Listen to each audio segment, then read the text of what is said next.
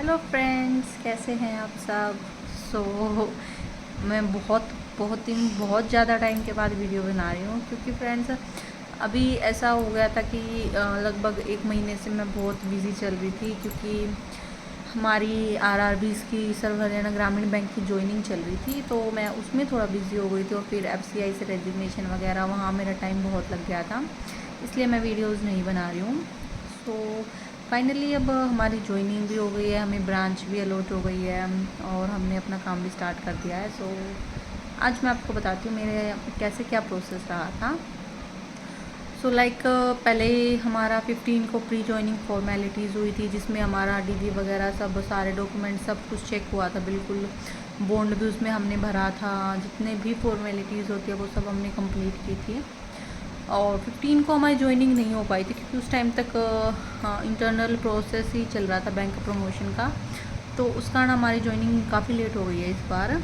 Like फिर 23 जुलाई 2024 से हमारी ट्रेनिंग स्टार्ट हुई थी। 4 दिन की हमारी ट्रेनिंग रही थी हेड ऑफिस में।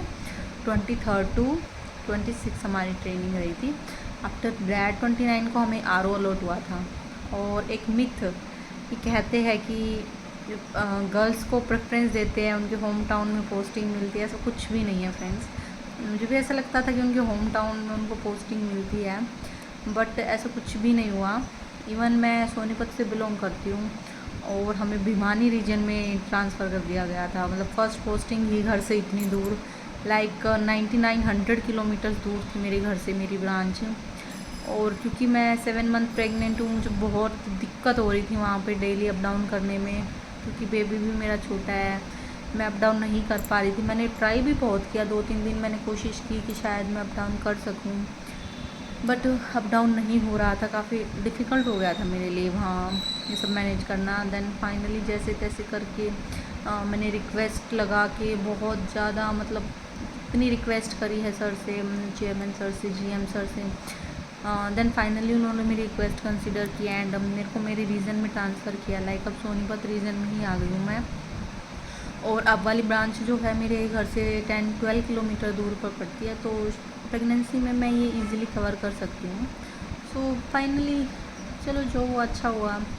तो इस चक्कर में मैं ऐसे ही घूम रही थी इतने दिन से। अब ब्रांच में आज मैंने अपनी ब्रांच में रिपोर्ट किया है, और आज थोड़ी चैन की सांस है कि हाँ ठीक है, अच्छी ब्रांच अब मिल गई है।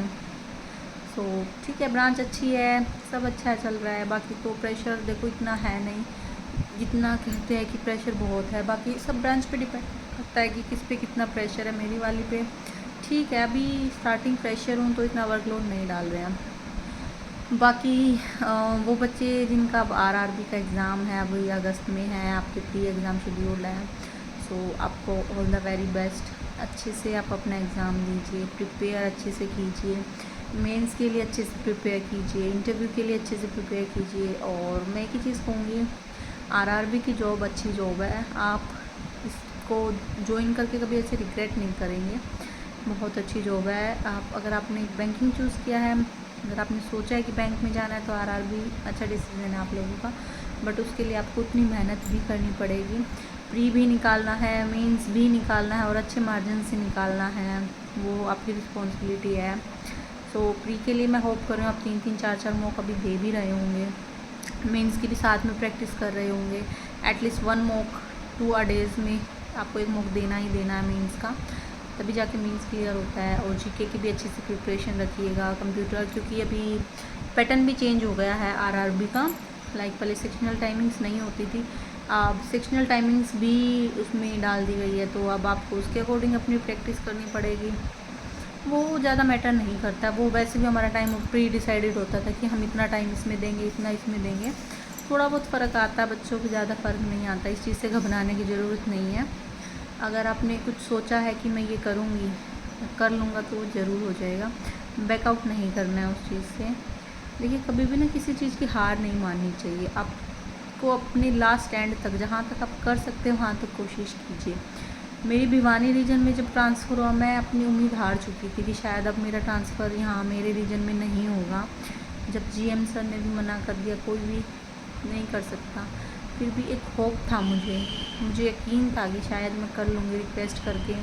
चेयरमैन सर से रिक्वेस्ट करके जैसे तैसे करके मैं करवा लूँगी, एंड वो होप फाइनली हुआ भी मेरा कंप्लीट। तो आप भी होप मत हारिएगा हमेशा। अगर आप कहीं भी अटक रहे हैं, किसी क्वेश्चन में अटक रहे हैं, तो कोशिश कीजिए, थोड़ा सा सोचिए और उससे बाहर निकलिए, चीज़ को लेके नहीं बैठना है।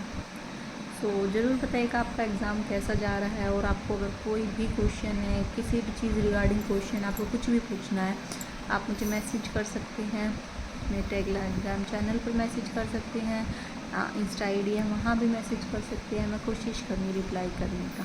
Thank you friends.